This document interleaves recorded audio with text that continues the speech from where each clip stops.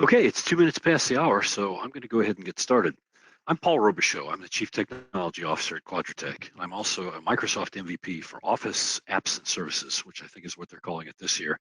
It may change. But in both those roles, I've been spending a lot of time working with our customers who are trying to drive adoption of Microsoft 365.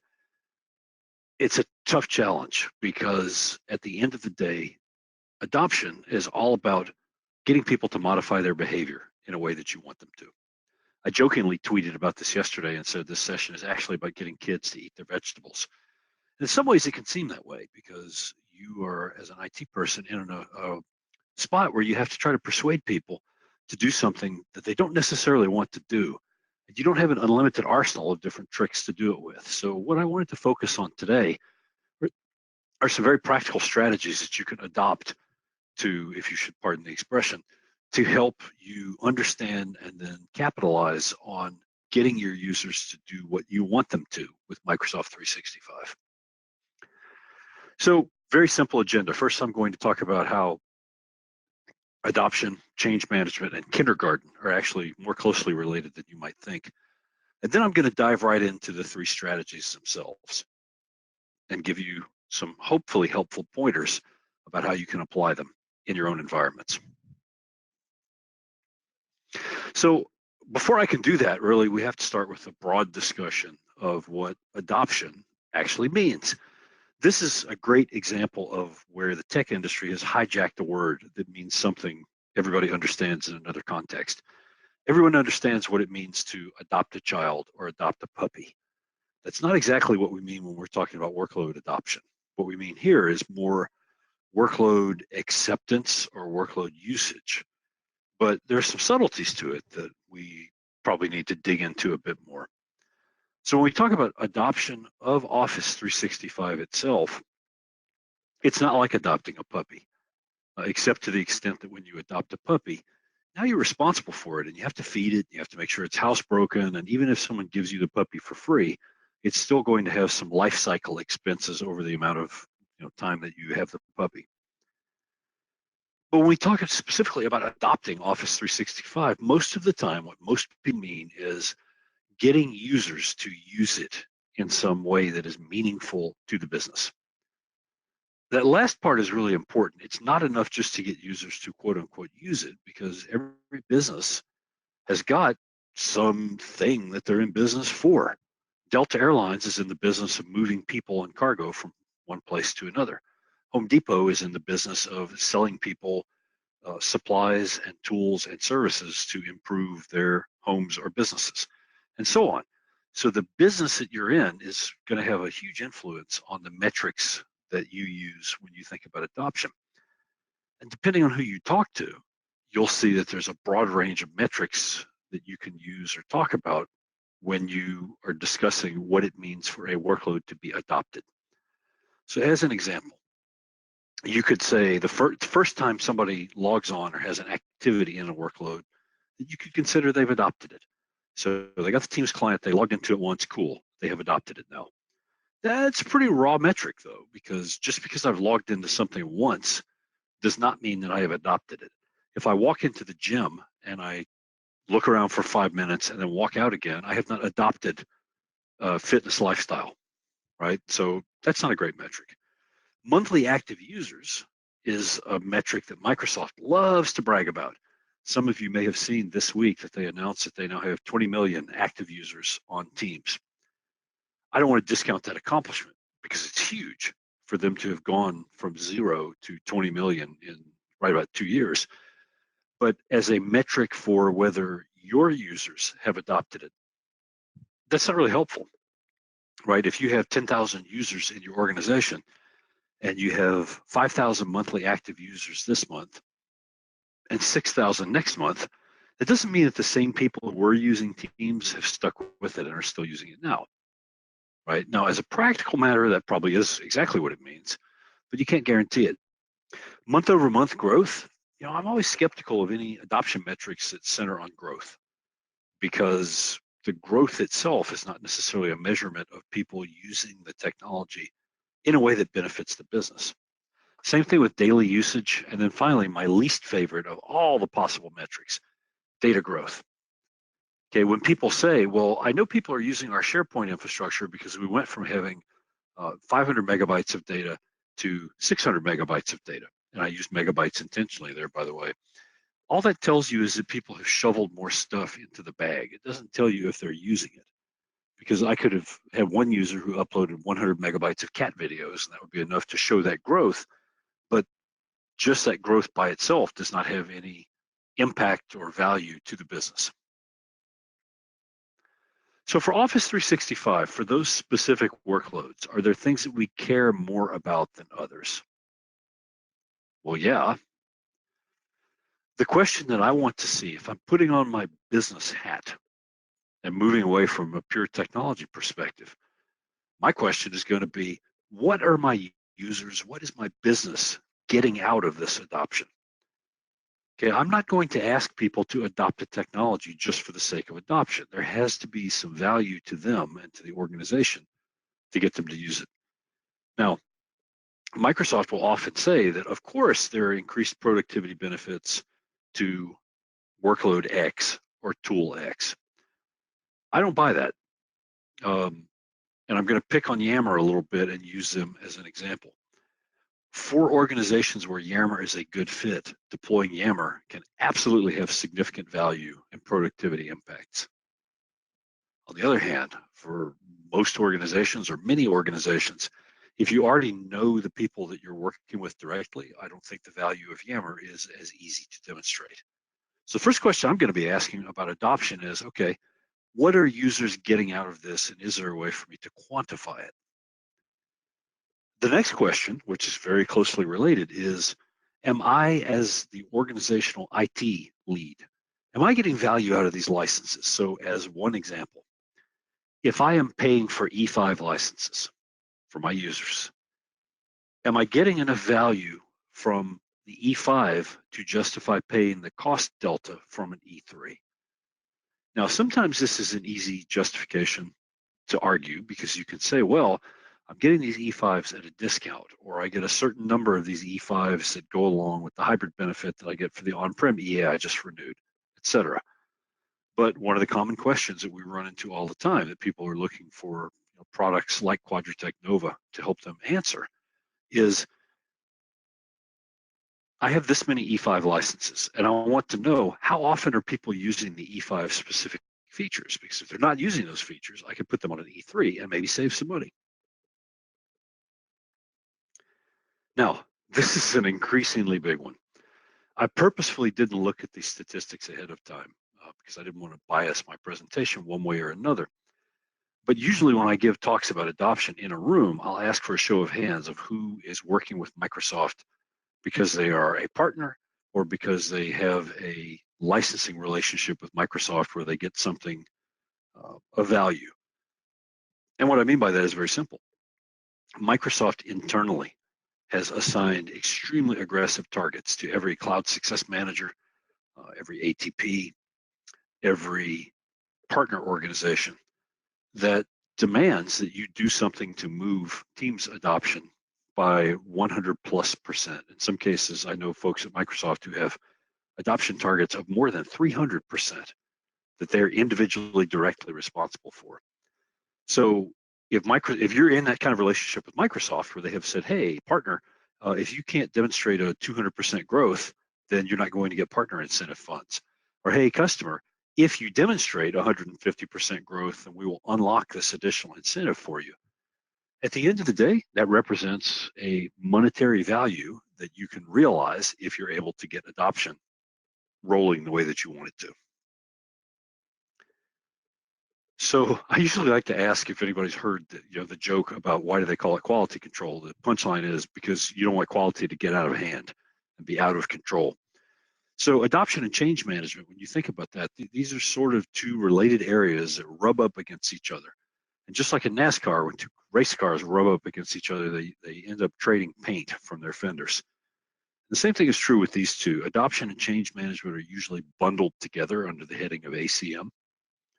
But there's some differences between them.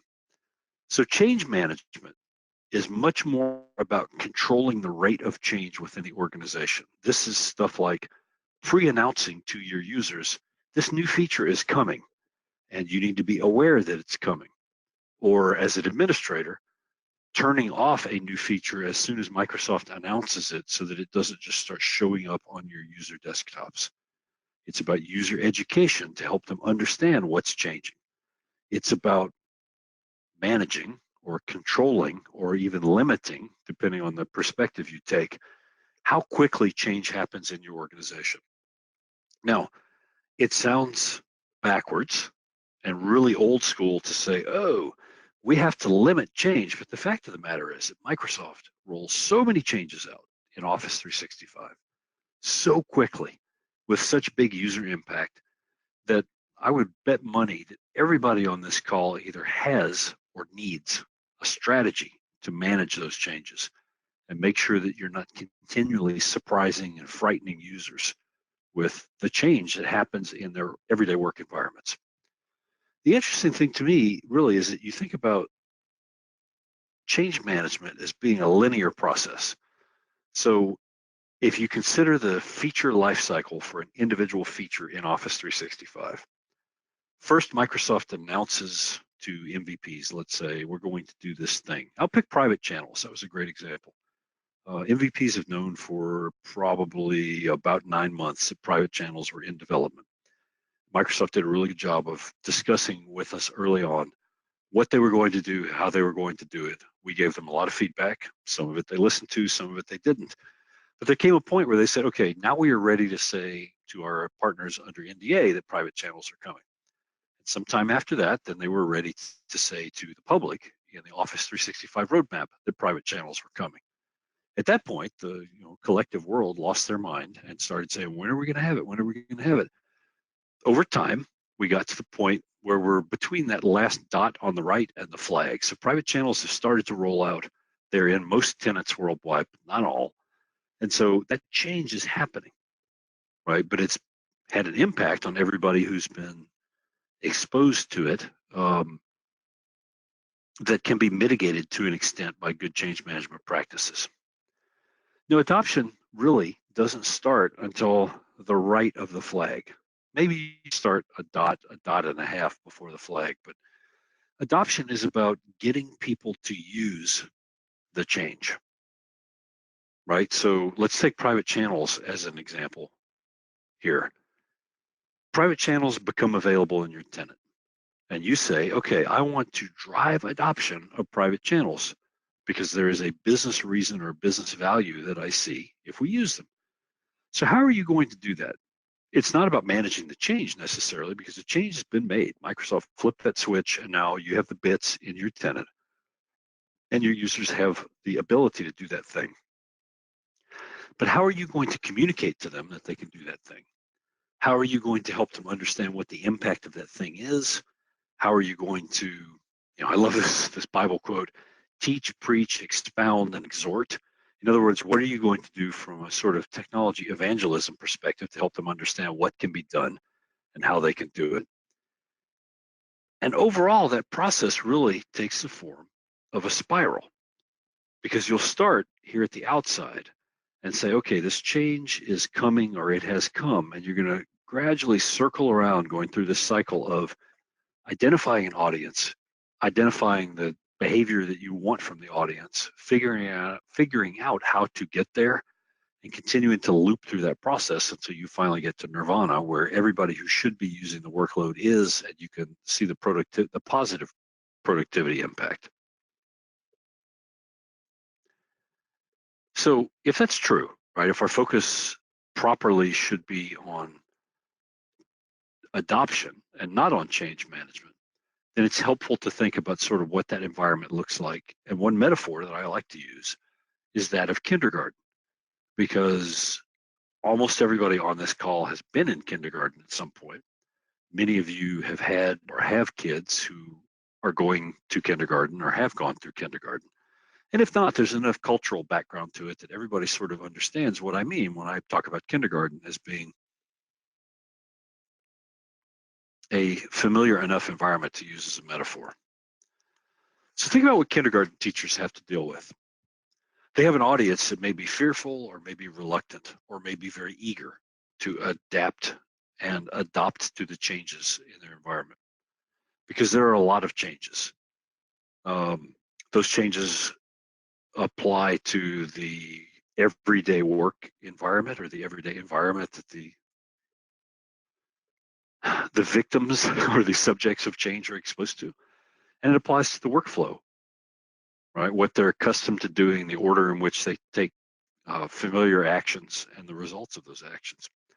There are a lot of new things that you have to learn in order to be successful in the changed environment. That is as true for little Susie and little Billy at kindergarten as it is for somebody who logs in and all of a sudden sees the Teams client auto launch on first install. Now, this next one may throw you a little bit. The social component is as important as the actual learning component. What do I mean by that? Well, in kindergarten, one of the key things that kids are exposed to and have to learn is how to function in a larger social unit. So most of the kindergarten kids have already got exposure to being in a family. They may only have one parent, they may have two parents, they may have siblings, they may have pets, they may have extended family nearby. But whatever circumstance they're in, most of them don't have a lot of experience being in a larger classroom style group or interacting with an adult, in this case the teacher, who's not part of their family unit. So it's a big upheaval, but the skills that they learn there are really fundamental to how successful they're going to be in kindergarten and throughout the rest of their elementary school career. Well, guess what? These things are all true for adoption, except the part about naps. I just threw that in. I know adoption would be easier if you could promise people naps at a certain point in the adoption cycle. But one thing that's very true for both adoption and kindergarten is that top-down imposition just doesn't work. Chris Cahill, who's one of our search engine optimization and marketing team members, sent me a slide that I didn't get a chance to put in the presentation, but it was a post from Reddit where the question was asked how you drive user adoption, and the answer was, number one, get a stick. Number two, hit your users with a stick until they do what you want. And then number three, repeat until you reach 100% adoption.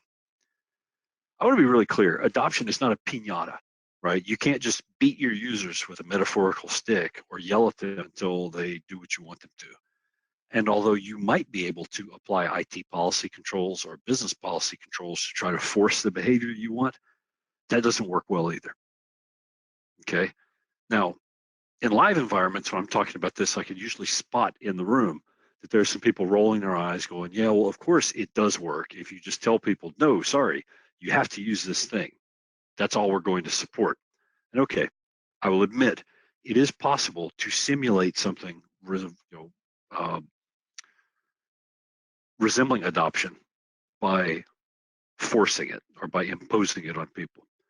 But this is exactly like what happens if I try to force my girlfriend to sit on the sofa and watch a football game with me. I mean, she'll do it, but she doesn't enjoy the experience. I don't enjoy the experience. It's not nearly as much fun as finding something that we both enjoy doing, or creating an incentive structure that says, hey, you know what, if you'll let me watch the second half of the game and come sit by me and keep me company while I'm doing that, then afterwards we will go do something that has value to you. So the same thing is true here. If you just try to impose adoption on your user population, it's not going to work well. And what you're going to end up with is much more like a restless class of kindergartners who are looking for ways to beat the system or escape from under your thumb. What you really need is you need to build an approach that stimulates demand for the technology because people understand the value to them specifically. So how do you get there? Okay, I've sort of described the ideal state, which is one where magically everybody gets what they need and they're eager and excited consumers of the new technologies or workloads that you're making available to them. But as a practical matter, how do you get there? Well, let's start with the first principle, data and not shouting. It is true, you can tell users, you have to do this, you have to do that. I would bet everybody on this call, everybody you'll ever talk to in IT will have stories about a time when somebody made them do something they didn't want to do, right? in a work context. I'm not talking about being told you have to clean out the garage before you can have the car to go on a date Saturday night. But if you think about it, in IT, we get a bad reputation for compelling users to do things or blocking them from doing things that they think they need to do to get their jobs done. You and I both know there are a lot of good reasons why you might do that. Maybe the user is trying to do something that is dangerous to the organization or destructive or wasteful of resources or whatever. I'm not saying users are always right when they complain about this. But if you think about a time when you were asked to go do something technical that you didn't want to do or that you thought was a bad idea or that you thought was not valuable to you or to your organization, and then flip that around and think about a time when you had to ask somebody else to do something that they did not want to do. Those of you who have kids are going to be really familiar with this phenomenon, but it extends to anybody who's ever had to ask a subordinate or a team member to work overtime or to pull a support shift on Christmas Eve. I mean, there are all kinds of different examples we can come up with. I want you to hold both of those feelings in your mind, the time when you were asked to do something you didn't want to do and the time when you had to ask somebody else to do that, and think about that from an adoption standpoint. If you take a typical end user at a typical Microsoft 365 enterprise customer, she's got a job to do. Her job is not to make IT happy. Her job is to dispatch a passenger flight or run a production line or sue an evildoer, right? That's her job. Her job is not to do stuff that makes IT happy.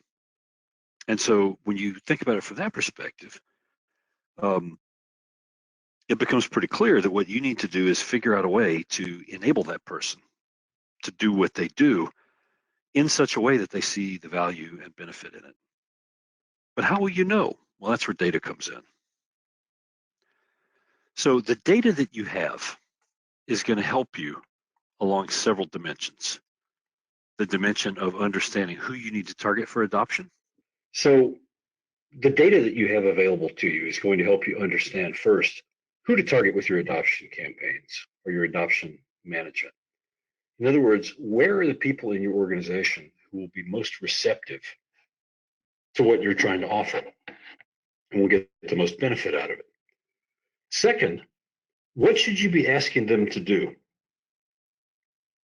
Okay, think about that for a second. If you are thinking about adoption in terms of trying to get people to do something, really important that you ask them what, or that you understand, I should say, what it is you're asking them to do. Do you want them to do more of something? Do you want them to do less of something? Do you want them to do something completely different? The data that you have about what people are doing right now will help inform that. The data is also going to help you understand what you need to do to bring that about. So, as one example, suppose that you want people to stop using your on-premises Skype implementation. Well, how would you go about doing that? That's going to depend on you having data that tells you what's happening with your on-premises Skype implementation. Who's using it now? What are they using it for? And what do you know about the environment that's going to replace it? So in this case, for example, you would probably want some data about how often people are making voice calls versus how often people are using application sharing or whiteboarding or meetings, so that you can better understand what you need to change in the environment to facilitate the behavior that you want. Now, a corollary to this principle is that you have to be able to translate using the data that you have available. And I gave a simple example here.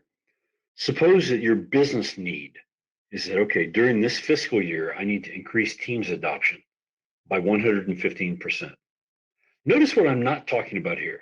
I'm not asking, does this business need make sense or not? I'm not asking, is it a valid requirement? Those are separate conversations that I assume are already going to have been had. The reason I picked this example is because I keep hearing it over and over from Microsoft partners and Microsoft customers, where Microsoft has come down from Mount Redmond and said, oh, by the way, this is your target. So let's just pretend like that's happened in this case. I have looked at the stone tablet that was carried down from the mountain, and it says that I need to increase Teams adoption by this percentage. Naturally, I'm going to have some questions like, I don't know. So if I have to increase it 115% compared to what? What counts as an increase? The big question I'm going to be asking myself, this is sort of the meta question that will underlie every kind of adoption conversation. Where can I make some quick progress on getting adoption to move in the direction I want? It's true in many areas of life. It's especially true with adoption and change management. Success leads to more success. In part, that's because of the network effect, right? You're familiar with that from fax machines. Maybe. I'm assuming everybody on the call at least knows what a fax machine is, even if you weren't old enough to have been around during their heyday. But fax machines were only useful once a certain percentage of the other people that you talked to had them. This is a big part of the reason why there are some market segments in the world that are still very heavy fax users. Medical and healthcare is still a huge user. Faxes are still exceptionally common in the Far East because everybody else has them. And so those are sort of the common accepted way to communicate. So what you need to be looking for is, okay, where can I get a quick toehold and use that to start building a beachhead of adoption that will lead to more adoption success as I convert more of my user population into the adoption model that I'm shooting for. Now, the second principle is that the right metrics make all the difference in the world. This quote I have up here has been attributed to a bunch of different people. It's most commonly attributed to Albert Einstein, although there's a great deal of doubt about whether he actually said it. But that doesn't matter. What matters is it's true. Not everything that you can measure means something, and not everything that means something can be measured. Okay? As an example, if you think about what it means for users to be engaged with a technology, you can certainly measure, are they using it? Do they log into it? Are they doing certain activities with it? That's not the same as being engaged in my mind. When I think about technology engagement, I think about the behavior that you saw from the first generation of touchscreen smartphones. When Apple shipped the iPhone, for example, think of how the people who got those first generation devices felt and how excited they were about how they worked, how they wanted to show them off. Think about other examples from the technology field, and I think you'll see what I mean.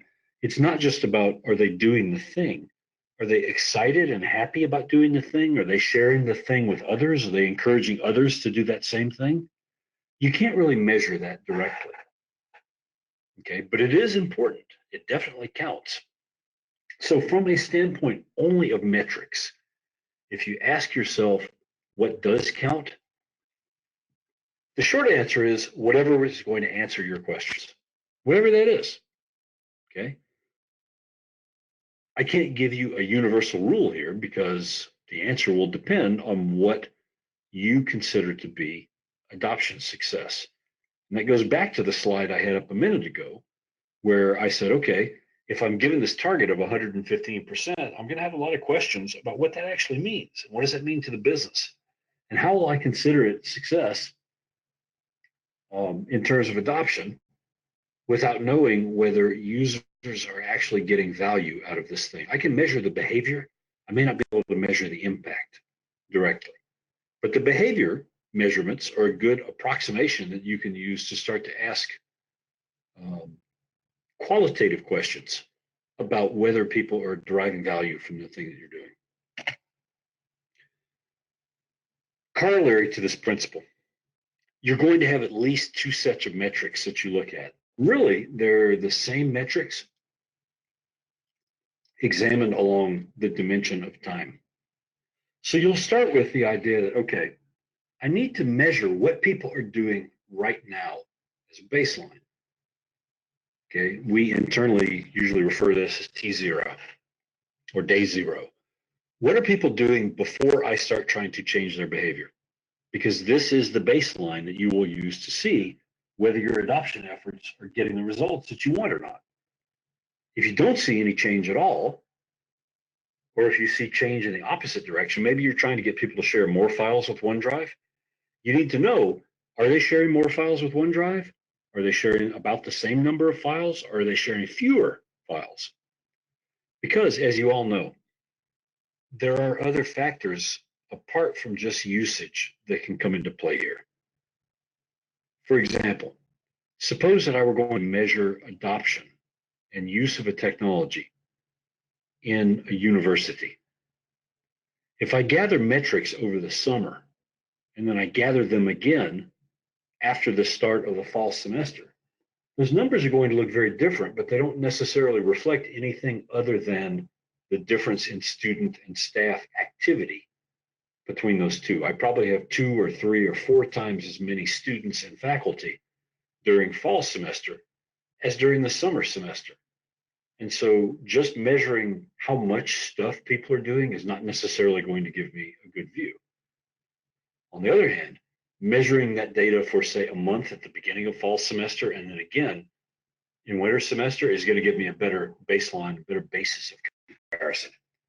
But ultimately, for all of these adoption metrics, what you're looking at is over time, what have people been doing in the past and what are they doing right now? And how do those compare? Because that comparison is what will tell you whether the trend that you're trying to set is moving in the right direction.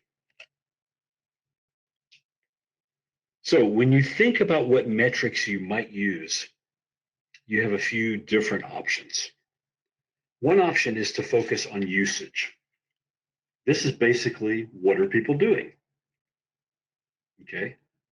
What tools are they using? Now, you can measure things in the usage spectrum with items such as uh, when was the last time that somebody logged in, or when was the last time that they shared a file?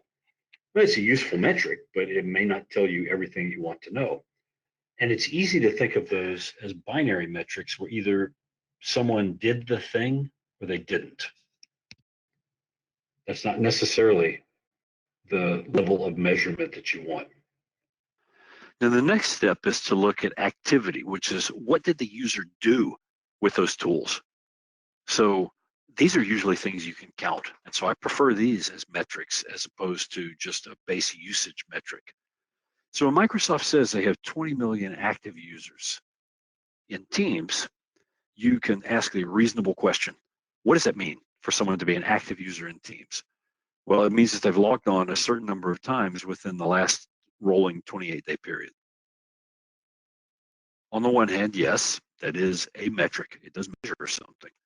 Is it as good a metric as the number of people who have logged into Teams and done some activity a certain number of times? I don't think it is, right? But in fairness to Microsoft, they have to pick a metric and then use it consistently over time because they have securities, they have reporting requirements to the SEC. They have to be very, very clear about what they say publicly if what they say may affect their stock price in some way. Whereas most of us don't have that same restriction when we're talking about adoption and adoption metrics. Really, the interesting thing to me, though, is being able to correlate patterns of both usage and activity that go beyond what one user is doing. Okay, so far I've been talking about these measurements as though you're just going to measure what one user is doing at a time. And although you can, that's not scalable, it's not really productive. You need, from a tooling standpoint, to be able to see what all of your users or some grouping of your users are doing so that you can understand what user behavior looks like more broadly across the organization. So you might ask questions such as, hey, out of all my departments, which ones are using Teams the least? Maybe that would be a good place to focus on increasing Teams adoption. Which countries are making the most calls using my on-prem Skype? Because if I understand that, then I know who to go to first when I'm rolling out new calling features to get them to pilot them or to get their buy-in and support in the new thing that I'm doing. Okay, and what's interesting is these are just activity or usage metrics, but they're correlated across some knowledge of your business organization. Because I don't know, and Microsoft doesn't know which departments you have or what countries you operate in or how many buildings or faculty members or whatever is unique to your organization is something that you know that you have to use as the basis for establishing those patterns. Okay, another corollary to this metrics, choosing the right metrics matters principle is that Metrics are the basis that you use to drive improvement. Dale Carnegie, who is probably the best known American self-help author ever, he sold close to 40 million books from a book that was originally published in 1928. One of his key principles is that when you are trying to change organizational behavior, you have to praise every improvement, even if it's small. But you can't do that if you don't have metrics to drive it. For those of you who are not familiar with it, there's an excellent book called Radical Candor. It was written by a lady who was a manager at Apple and Google for a number of years. And in it, one of the things she says is that your praise always has to be specific, because if not, it's no different than saying good dog to your dog.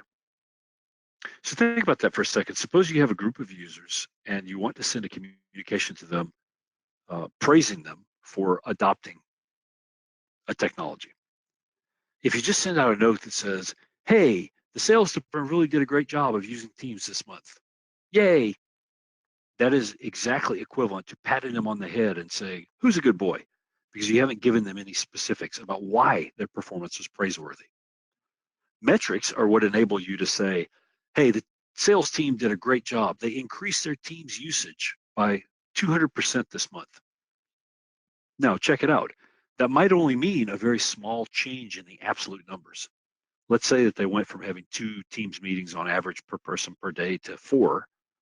Okay, it's not the absolute value of the metric that is important sometimes. It's the trend that represents. Metrics are what will enable you to drive the behavioral change that can only be driven by recognizing specific improvements that people have made. Because again, without it, it's just patting your dog on the head. I have a beagle. I love dogs. I'm happy to pat them on the head, but that is not the way to change the kind of behavior that you are here to learn about. Okay, third principle, find the quick wins quickly. So I'm going to use as an example a customer that we're working with. They have more than 300,000 worldwide users. About 20,000 of them are now actively using Teams, according to the metric that they've come up with for what activity means. And their goal, imposed on them by Microsoft, if they want to get some pretty sweet incentive money, is to get another 150,000 users using Teams by July 4th. So it's November 20th today, 21st today. So that gives them, what, 40 days this year plus, call it 6 months. So they have about 230 days to get 150,000 users, roughly equivalent to the population of Huntsville, Alabama, onto Teams. So there are a couple different ways that they could do that. One way is they could get out the sticks and start beating the adoption piñata. Another way is that they could look using data at what people are doing right now and try to identify where they can get some quick wins to build momentum. Okay, ideally, what they would like, the result that would make this whole process go the most smoothly, is if people started getting themselves onto Teams and using Teams organically because they see value in it and they want it to help them get their jobs done, right? That's the benefit that they are seeking to get to. But there's a certain amount of bootstrapping that has to take place before you get enough of a population of people together who can help make that happen. So let's start with defining adoption in that context. So we'll say that a user has adopted Teams if she's logged in 10 times, had at least 3 Teams meetings, and sent at least 10 private chat messages. Now, I'm going to let you in on a secret. That adoption definition doesn't mean anything to anybody except them. Your adoption definition might be completely different. That guy over there might have a completely different definition from either me or you. And it doesn't matter. It only matters in the context of your organizational requirements. Then the next step is start measuring what people are doing right now. So who's currently using Teams and how much are they using it? In other words, maybe I have people who have quote unquote adopted according to this definition, and I don't know.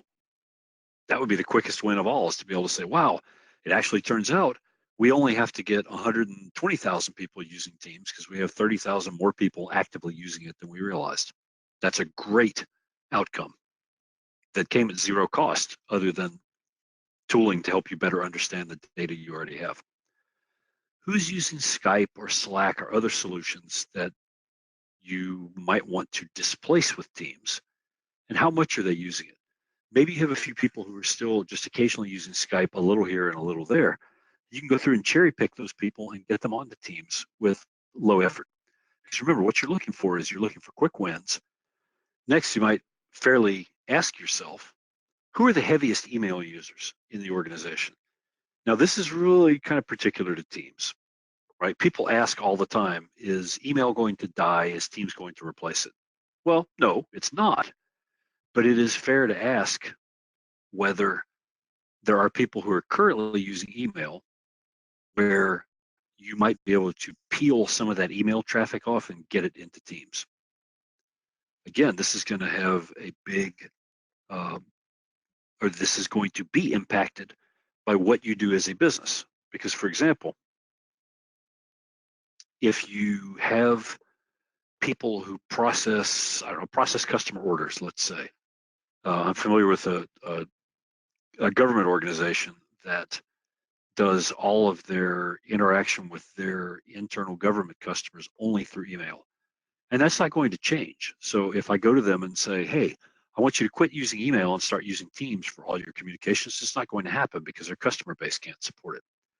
But knowing who the heavy email users are or the heavy users of whatever you're trying to replace is pretty valuable. What about other systems? Well, remember, Teams does a bunch of different things. It does peer-to-peer chat, it does channel-based communications, it does file sharing, it does video conferencing.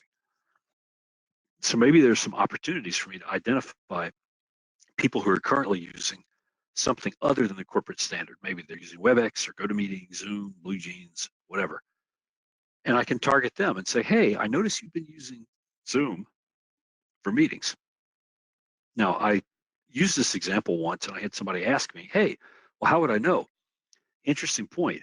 If you're using Microsoft's Cloud Application Security, then it will show you as a CASB, it'll show you what external cloud applications people in your domain or in your network are using. And you can cross that usage data with the other data you have about what people are doing. It's not necessarily straightforward to do it unless you have a tool like Nova, but it is doable. So when you start measuring what users are doing today, then you can clump and cluster. Okay, what do I mean by that? Well, all the metrics that I talked about in the preceding slide, these are all about what people are doing, right? Sorry, let me go back. There we go. This is all about what people are doing, what activity and what usage do they have. Clump and cluster is about figuring out how do these relate to each other.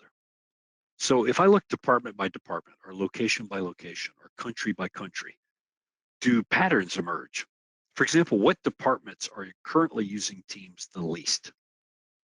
That would be a really valuable data point to have when I'm deciding who the audience is that I'm going to lead with when I start my adoption campaign. Where are those users located physically? Okay, again, this may be a country or city or region specific play that I can say, I'm going to roll this out first in Western Europe because I have a population of users who are ready to make that change and for whatever business reason are more receptive than in a different geography. Your goal here is to gather that data about what people are doing and then try to detect patterns to help you understand what's actually going on. And then once you've done that, or in parallel with that, you should be working to identify who your early adopters or champions are. Who are the people who are most likely to come to the IT department and say, wow, I just read this article about some new thing Microsoft is doing, and I would really like you to turn it on so I can use it. Okay, think about that for a second. You want to find the people who are already trying to drive change and get them on your side, get them pulling on the same rope that you're pulling on. Because that'll help you identify, number one, people that you may not be counting who already meet your adoption definition, but number two, whether there are islands of commonality or bridges between these champions and the result of your clump and cluster. As an example, let's say that I have a requirement to try to drive OneDrive adoption in Germany. And I look at my early adopters, or I look at my usage data, and I see that there's one person in the office in Berlin who has been using OneDrive heavily over the last 2 or 3 months. Well, you know what? Now I have an ally. Why is he using OneDrive? He obviously sees some value in it.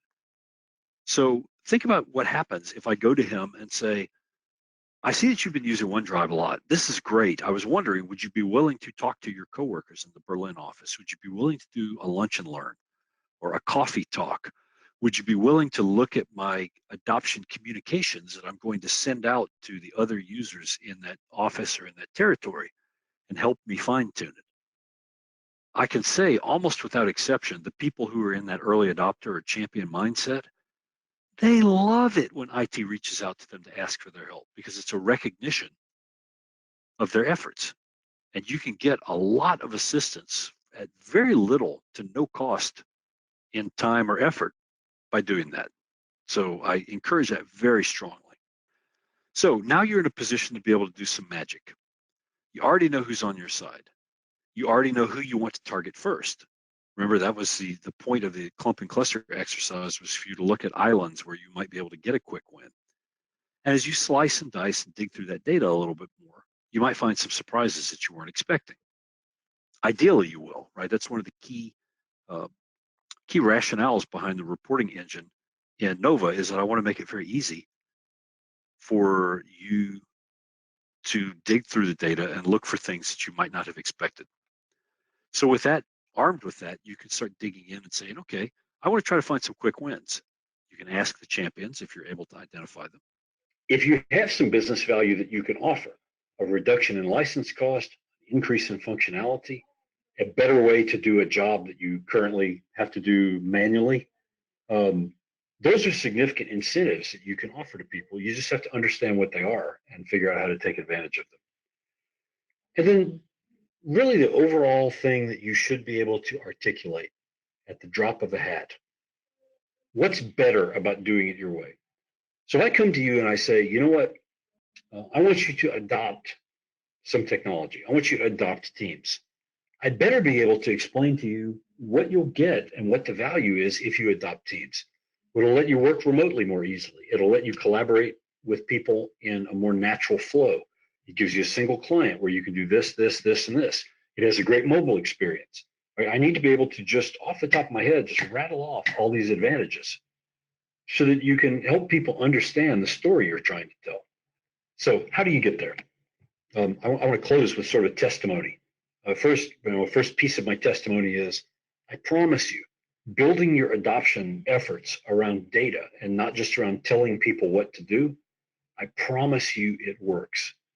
I've seen it work again and again and again.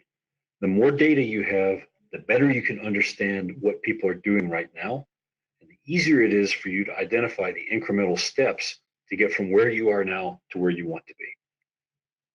But in order to do that, you need the data.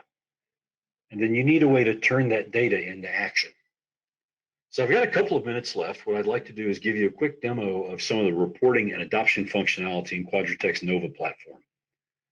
Because your adoption plans are going to get a lot further if you're able to base them on data and then make concrete use out of that data. So I put a couple of URLs up here, but they'll be available on the landing site for the webcast. What I'd rather do now, though, is jump into Nova and show you a quick example of how I can quickly build a report to show me answers to some of these kinds of questions. So what I did is I quickly built a report. I won't run through the process of using the report designer to build this, but what I did is I put together a very quick report showing two data sources.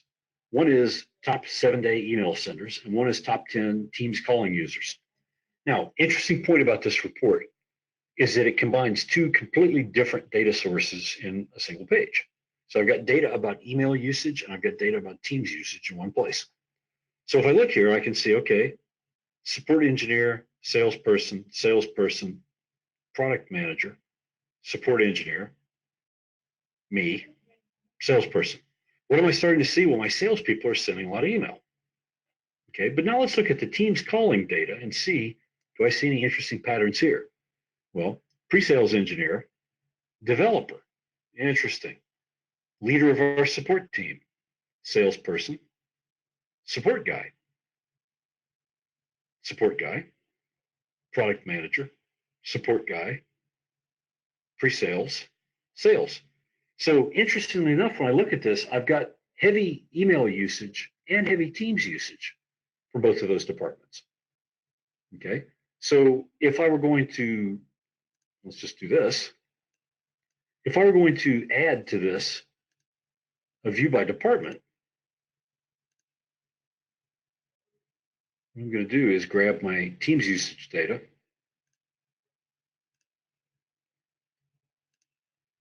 and aggregate it by department. So in this case, let's say how many Teams meetings people have had in the last 30 days.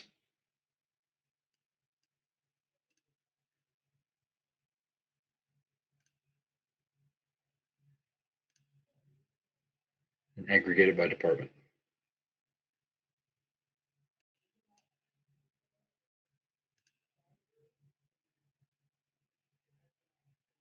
Okay, so when I look at this, and just in the interest of time, I didn't add a title and I didn't put any sorting criteria or anything. Okay, so development is very interesting to me. Development is having far more Teams meetings than any other department. Okay, and I lied. Just to make this come out a little more clearly, what I'm going to do is add a sorter and sort this just by department name.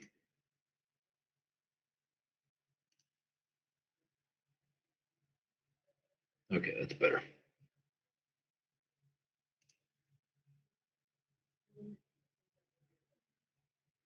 Okay, so strategy is not using it very much. Sales is using it some, but development is using it, 3.5 times as much as anybody else.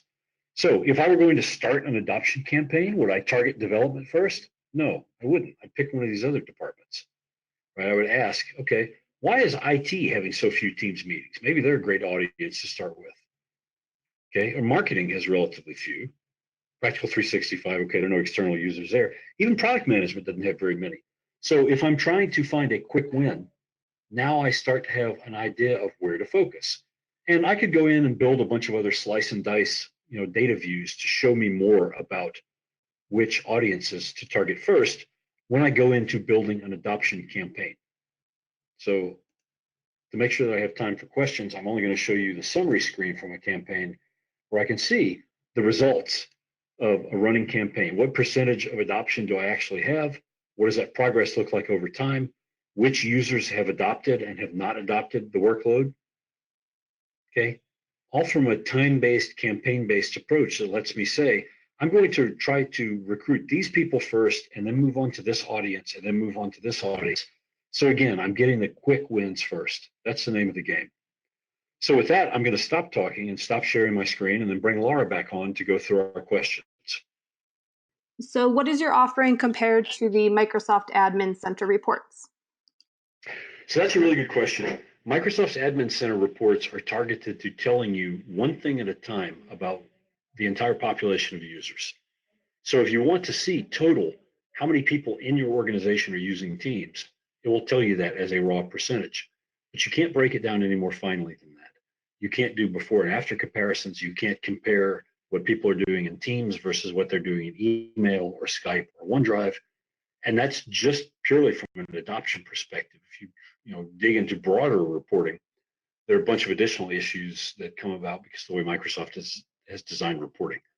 But it basically they give you a way to look at one variable at a time across the entire scope of your organization, and it's just not it's not enough granularity to be able to make adoption decisions. Thanks, Paul. It does look like that's all that's come in. Just got one more follow-up. How does the Adoption Accelerator and Nova reporting work then? So we gather all the data from Microsoft, from the Microsoft repository where they put the report data, but we give you a much more flexible way to work with it because we're gathering data not just from the Office 365 data store, but also from the management activity log, from the audit activity log. And so I can tell you exactly when a set of users has logged in or has done a thing with Teams and allow you to slice and dice it by department or organizational unit or country or last names, people whose last names start with Z. Whatever way to organize the data you want to see, we give you. And we give you a way, as I showed in the demo, to be able to marry different data sources and see them in the same place. So remember that the first principle is being able to figure out what questions to ask and what metrics are going to be useful for you. We give you a whole playground of tools that you can use to explore your data and figure out what metrics are going to be the most meaningful, unique to your organization. Yep. And then one, I think, kind of clarifying question to that is asking about, is this basically then a new dashboard? How do you use this alongside Microsoft's portals? So that's a really complicated question, but I'll try to answer it simply. Yes, Nova reporting is a capability that we think you use alongside the management portal. But Nova goes well beyond that. We have a number of other management tools built into Nova. You may have seen them in the sidebar where I've got managed administration, monitoring. Nova does a bunch more besides just reporting and adoption. But when you use reporting and adoption, your focus there is on trying to figure out what people are doing so you know how to guide their behavior. The management tools are for your day-to-day administration of the service, going beyond the base capabilities that Microsoft gives you in their portal. All right. With that, I think that's it. Again, if you have follow-up questions, feel free to just reply to the follow-up email and we will get them answered. Thanks everyone for joining. Thanks, Paul. Have a great rest of your day. Yeah, thanks.